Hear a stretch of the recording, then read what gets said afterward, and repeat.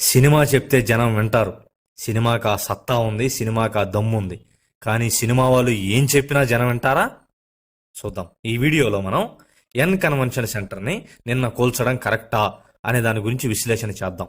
అంతకంటే ముందుగా social మీడియాలోను, main stream మీడియాలోను చాలామంది మేధావులు మరియు నెటిజన్లో చాలామంది వ్యక్తులు వేస్తున్న అన్ని ప్రశ్నలకి సమాధానాలు ఈ వీడియోలో నేను ఇస్తాను. వీడియో ఇంట్రెస్టింగ్గా ఉంటుంది, చివరి వరకు చూడండి. ఎన్ కన్వెన్షన్ సెంటర్ అనేది హైటెక్స్ టవర్స్కి చాలా దగ్గరలో సుమారు 27 ఎకరాల విస్తీర్ణంలో ఉన్నటువంటి ఒక చెరువుకి పక్కనే ఆనుకునే ఉన్నటువంటి దాన్ని ఆక్రమించి కట్టారు. 3.5 ఎకరం ఆక్రమించి కట్టారు. అక్కడ ఎకరం ఈరోజు 100 కోట్ల పైచుడికే ఉంది అనేది కారణం అనమాట. ఇప్పుడు మనం చూసుకుంటే ఎక్కడైనా సరే లేకులైనా, కుంటలైనా, చెరువులైనా దాని వరకు ఫుల్ ట్యాంక్ లెవెల్ అని ఒక లెవెల్ ఉంటుంది. ఆ ఫుల్ ట్యాంక్ లెవెల్లో నేను ఇక్కడ చూపిస్తున్నాను చూడండి మీకు వీడియోలో కూడా. ఇక్కడ ఫుల్ ట్యాంక్ లెవెల్ని దాటి మనం వెళ్ళకూడదు. ఫుల్ ట్యాంక్ లెవెల్ అంటే వర్షపాతం పెరిగినప్పుడు వర్షం అక్కడ దాకా వస్తుంది. అది మనం ఆ బ్లూ లైన్లో మనం చూడాలి.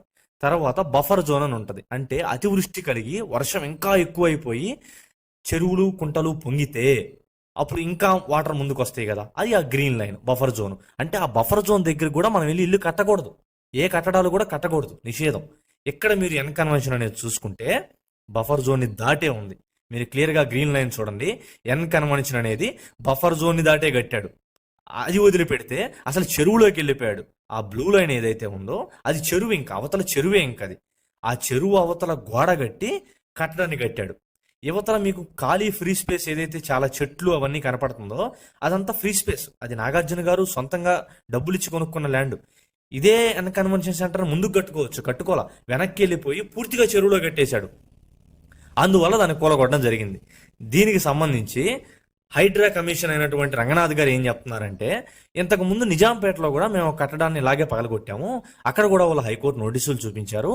హైకోర్టు ఏం చెప్పిందయా అంటే, మీరు ఒకవేళ ఇది బఫర్ జోన్లో కానీ ఏ కట్టడమైనా ఉంటే మీరు పగలగొట్టండి, కట్టడం ఉంటే. లేదు అక్కడ ఒక ల్యాండ్ ఉంది అంటే దాన్ని గవర్నమెంట్ ఎలా ఎక్వైర్ చేసుకోవాలి, ఒకవేళ చెరువును ఆక్రమించి కడితే అక్కడ మళ్ళీ చెరువును ఎలా తవ్వాలి అనే దాని గురించి గవర్నమెంట్ ఆలోచించుకోవాలి అని చెప్పి రాశారు అని క్లియర్గా ఆయన చెప్పాడు. ఇక్కడ ఎన్ కన్వెన్షన్ కూడా ఇది బఫర్ జోన్ని దాటి చెరువులోకి వెళ్ళిపోయి చెరువును ఆక్రమించి కట్టేశారు. అలా ఉన్నప్పుడు పగలగొట్టండి అని హైకోర్టు నోటీసుల్లో ఉన్నాయి, కాబట్టే మేము పగలగొట్టాము అని చెప్పి క్రిస్టల్ క్లియర్గా వాళ్ళు చెప్పడం అనేది జరిగింది. కొందరు నెటిజన్లు అంటున్న మాట, ఎన్ కన్వెన్షన్ ఒక సంవత్సర ఆదాయం 350 కోట్ల పైనే, దాని నుంచి నాగార్జున గారు ట్యాక్స్ కడతారు కదా, దానికి తగ్గట్టు క్యాలిక్యులేట్ చేసుకొని, అంటే కొంత మొత్తంలో ప్రభుత్వానికి ఆదాయం చేకూరుతుంది కదా, దాన్ని మర్చిపోయి ఎలా పగలగొడతారు అని చెప్పి.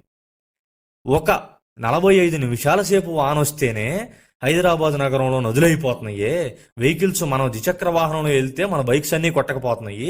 మనం గతంలో కేసీఆర్ గారి ప్రభుత్వాన్ని కూడా విమర్శించింది, హైదరాబాద్లో వాన పడితే కార్లు పడవలు అయిపోతాయని విమర్శించాం.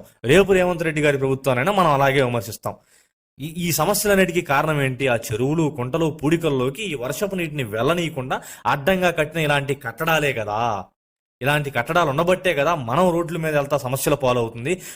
కొన్ని కాలనీలు మునిగిపోతున్నాయి కదా ఈ రోజు కూడా. వాటన్నిటికీ కారణం ఇదే కదా. ఈ రోజు నాగార్జున గారు ఇచ్చే కొద్ది మొత్తంలో ట్యాక్స్ ఇంపార్టెంటా? వర్షం పడినా మనం కుటుంబంతో శ్రేయస్కరంగా ప్రశాంతంగా జరగడం, మన బాగోగు మనకి ఇంపార్టెంటా? ప్రభుత్వం మన గురించి ఆలోచించింది కదా. హైడ్రా డైరెక్ట్ గా జేసీబీలతో వెళ్ళిపోయి కట్టడాన్ని కూలగొడుతుంది కదా, హైడ్రాకి ఆ పవర్స్ ఉంటాయా అని చెప్పి. ఎస్, ఖచ్చితంగా హైడ్రాకి ఆ పవర్స్ ఉంటాయి. ఇది హైడ్రా కమిషన్ రంగనాథ్ గారు కూడా చెప్పడం జరిగింది.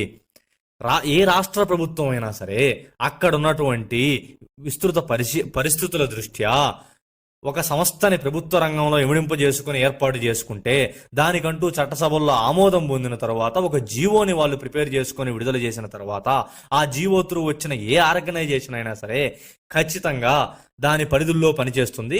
దానికి పరిధులు ఏంటి అనేది కూడా నిర్దేశించడం అనేది ముందే జరుగుతుంది. 1985లో మొదలుపెట్టిన ఏసీపీ అయినా, విజిలెన్స్ ఇన్స్పెక్షన్లోని కొన్ని సంస్థలైనా కూడా ఇలా ఒక రాష్ట్రంలో ఉన్నటువంటి పరిస్థితుల దృష్ట్యా ఏర్పాటు చేయబడినవి. ఈ రోజు అవి దేశవ్యాప్తంగా వాళ్ళ సేవలు అందిస్తున్నారు కదా. హైడ్రా కూడా వాళ్ళ పరిధుల్లో వాళ్ళు ఇవి ఖచ్చితంగా ఫాలో అవుతూనే వాళ్ళు చేస్తున్నారు. ఇక ఈ ఎన్ కన్వెన్షన్ సెంటర్కి పొలిటికల్ రంగుని అద్దే అవకాశం ఉందా అంటే ఖచ్చితంగా ఉంది. కానీ ఈ పొలిటికల్ రంగుని అద్దే ముందు మనం ఆలోచించాల్సిన విషయం ఏంటంటే, ఇప్పుడు సోషల్ మీడియాలో హల్చల్ చేస్తున్నట్టు మొదటగా ఎన్ కన్వెన్షన్ సెంటర్ అనేది ఆక్రమించి కట్టారు, కూల్చేయాలి అని ప్రశ్నించింది రేవంత్ రెడ్డి గారు కాదు. అంతకంటే ముందు 2012లోనే ఇంకొన్ని రోజుల్లో తెలంగాణ రాబోతుంది, తెలంగాణ ఉద్యమం పీక్ స్థాయిలో ఉంది. ఆ రోజు ఒకానొక బహిరంగ సభలో కేసీఆర్ గారు మొదటిసారి దీని గురించి ప్రస్తావించారు. దాన్ని ప్రస్తావించి ఆ రోజు నేను ఆ సభని ఫాలో అయ్యాను, ఆ తర్వాత రోజు న్యూస్ పేపర్ని ఫాలో అయ్యాను. ఆ రోజు కేసీఆర్ గారు ఏమన్నారంటే, రాష్ట్రం విడిపోయిద్ది ఖచ్చితంగా, తెలంగాణ నేను సాధించుకుంటాను, ఆంధ్రోళ్ళు వచ్చి తెలంగాణలో భూముల్ని కబ్జా చేస్తుండ్రు, నేను దీనికి ఖచ్చితంగా సమాధానం చెబుతాను, నాగార్జున ఎన్ కన్వెన్షన్ సెంటర్ అని పెట్టి పక్కనున్న చెరువును ఆక్రమించుకుంటా పోతున్నాడు, నేను అందరినీ చెప్తున్నాను, తెలంగాణ వచ్చిన తర్వాత ఆంధ్రోళన తరిమి కొడతాను, జాగ్రత్తగా ఉండండి అని చెప్పే మాట అన్నాడు. 2012 టైంలోనే దీని గురించి ప్రస్తావన వచ్చినప్పటికీ తర్వాత వచ్చినటువంటి బీఆర్ఎస్ ప్రభుత్వం దీని మీద ఎలాంటి యాక్షన్ తీసుకోలేదు. ఇప్పుడు వచ్చిన కాంగ్రెస్ ప్రభుత్వం దీని మీద యాక్షన్ తీసుకుంటుంది. ఎండ్ ఆఫ్ ది డే ఆ రోజు తెలంగాణ మూమెంట్లో కేసీఆర్ గారి మోటో అయినా, ఈ రోజు కోల్చడంలో రేవంత్ రెడ్డి గారి మోటో అయినా, చిన్న వర్షపాతం వచ్చినా సరే హైదరాబాద్ అతలాకుతలం అయిపోతుంది అనే మంచి సదుద్దేశమే. కానీ ఆ రోజు కేసీఆర్ గారి ప్రభుత్వం ఎందుకు చేయలేదు అంటే దానికి రాజకీయ రంగు. ఈ రోజు పొలవాలి అనుకుంటే ఆ రోజు జరిగిన దానికి సమాధానం చెప్పాలి కదా.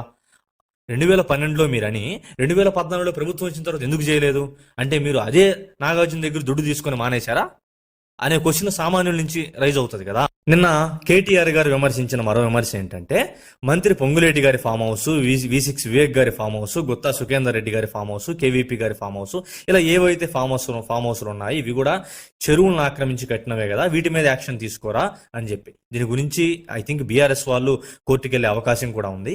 ఒకవేళ కోర్టు కానీ దీని గురించి విచారణ చేయాలి, ఇవి కూడా అక్రమ కట్టడాలే అని కానీ విచారణలో నిర్దేశించబడితే, ఇవి ఒకవేళ హైడ్రా కోల్చకపోతే ఖచ్చితంగా ఇది కక్ష సాధింపులో ఈ ప్రభుత్వం చేస్తున్నటువంటి దానికి కారణాలే అని ప్రజలు అనుకునే అవకాశం కూడా ఉంటుంది. కొందరు అంటున్న మాట ఏంటంటే, ఇలా పక్క రాష్ట్రంలో ప్రజావేదిక లాంటి కట్టడాలను కూల్చబట్టే కదా జగన్మోహన్ రెడ్డికి 11 సీట్లు వచ్చింది, ఇప్పుడు రేవంత్ రెడ్డి గారు ఇక్కడ తెలంగాణలో చేస్తుంది కూడా అదే కదా అని. అక్కడ ప్రజావేదిక వేరు, ఇక్కడ ఎన్ కన్వెన్షన్ సెంటర్ వేరు. అక్కడ ప్రజావేదిక అనేది ప్రజల పన్నుల ద్వారా వచ్చినటువంటి డబ్బులతో ప్రజల సమస్యల్ని పరిష్కరించడానికి, ప్రభుత్వం ఆ ప్రజలకి చేరువలో ఉండడానికి అప్పటి చంద్రబాబు నాయుడు గారి ప్రభుత్వం ఏర్పాటు చేసుకున్నటువంటి ఒక కట్టడం, తరువాత అదే ప్రజల చేత ఎన్నుకోబడిన మరో ప్రభుత్వం జగన్ గారి ప్రభుత్వం కూల్చేసింది. ఎందుకయ్యా అంటే వ్యక్తిగత కక్షతోటి, చంద్రబాబు నాయుడు గారి మీద కోపంతో. ఆ కట్టడంలో చంద్రబాబు నాయుడు గారు ఏమి తన సొంత డబ్బులు, హెరిటేజ్ నుంచి వచ్చిన డబ్బులు పెట్టుబడిగా పెట్టలేదు, అది పూర్తిగా ప్రజల డబ్బులు. ఇక్కడికి వచ్చేసరికి ఈ ఎన్ కన్వెన్షన్ సెంటర్ అనేది ప్రజలకి ఉపయోగకరంగా ఉన్నటువంటి ఒక చెరువుని నాగార్జున అనే ఒక వ్యక్తి ఆక్రమించి తన వ్యాపార లావాదేవీల కోసం, తను ఆర్థికంగా బలోపేతం అవడం కోసం పూర్తిగా తన డబ్బులతో తను కట్టుకున్నటువంటి ఒక కట్టడం. ఇది పూర్తిగా వేరు, అక్కడ ప్రజావేదిక పూర్తిగా వేరు. ఇక్కడ ఒక వ్యక్తి తన కోసం ఏర్పాటు చేసుకుంది, తన ఆర్థికంగా బలోపేతం అవడానికి, అక్కడ ప్రజల డబ్బులతో కట్టినటువంటి కట్టడం. ఈ రెండింటినీ కంపేర్ చేయడం అనేది మీ విఘ్నతకే నేను వదిలేస్తున్నాను. జగన్మోహన్ రెడ్డి గారు కేవలం ప్రజావేదికను గోల్చబట్టే ఓడిపోలేదు. ప్రజావేదిక కూల్చేటప్పుడు జగన్మోహన్ రెడ్డి గారి గ్రాఫ్ ఏం పతనం అవ్వలేదు. ఆ ప్రజావేదిక కూల్చిన తర్వాత 9 నెలలకు అసెంబ్లీలో తీసుకున్న ఒక డెసిషన్ ఉంది. ఆ డెసిషన్ నుంచి మొదలైంది జగన్మోహన్ రెడ్డి గారి గ్రాఫ్ డౌన్ ఫాల్ అవడం. అది నేను సపరేట్గా నెక్స్ట్ ఒక వీడియో చేస్తాను. ఇక చివరగా చెప్పదలుచుకుంది ఏంటంటే, రేపు సెప్టెంబర్ 7వ తేదీకి రేవంత్ రెడ్డి గారి పరిపాలనకు 9 నెలలు అవుతుంది. మనం ఏ ప్రభుత్వానికైనా సరే 9 నెలలు గడువు ఇవ్వాలి. గడువు ఇస్తేనే వాళ్ళు ఏం చేయగలుగుతారు, అక్కడ జరిగినటువంటిది వాళ్ళు అర్థం చేసుకోవడానికే 3 నెలలు పడుతుంది. ఆ తర్వాత వీళ్ళు ఏం చేశారనే దానికి ఒక 6 నెలలు సమయం ఇవ్వాలి. అందుకని ఇంతవరకు ఆంధ్రావాణి అనేది 64 సీట్లతో కాంగ్రెస్ ప్రభుత్వం గెలుస్తుంది అని మొట్టమొదటిసారిగా చెప్పిన ఆంధ్రావాణి విశ్లేషణ చేయలేదు. 9 నెలల తర్వాత చేద్దామని చెప్పి ఖచ్చితంగా రేపు సెప్టెంబర్ 7 9 నెలలు అయిన తర్వాత రేవంత్ రెడ్డి గారు చేసినటువంటి పొరపాట్లేంటి, మంచి పనులేంటి, చేసిన తప్పిదాలేంటి అన్నీ కూడా విశ్లేషించేద్దాం.